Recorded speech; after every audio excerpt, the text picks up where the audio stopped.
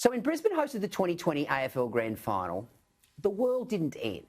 30,000 people crammed into the Gabba to watch a magnificent spectacle as the Tigers pipped the Cats. Now, the atmosphere was electric and it felt like most of the crowd had come from Melbourne, obviously escaping to Darwin for their 2 weeks in quarantine before heading to Brisbane for the Grand Final.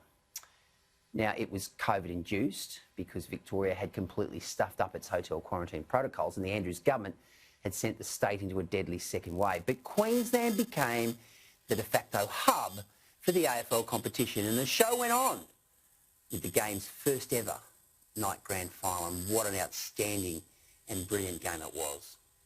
Well, there's an argument right now, I believe, to bring the AFL grand final to differing capital cities based on the Brisbane example. But of course, Victoria has the grand final locked in until 2054, so we will have to be patient.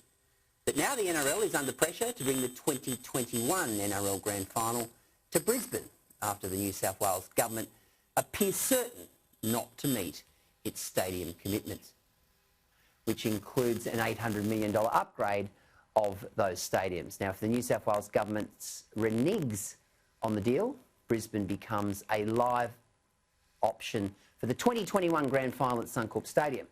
NRL boss Peter Gleeson says Brisbane is a massive market and it's only fair that we consider it. Well, too right, Pete.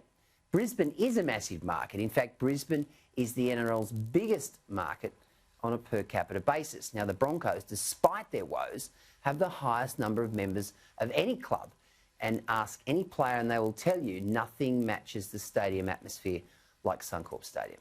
If the ARL is serious about making rugby league a national game, they must abandon this Sydney-centric notion of having the grand final in Sydney every year. It needs to come to Brisbane, maybe every 5 years, maybe every 10 years. But it makes so much sense on so many levels.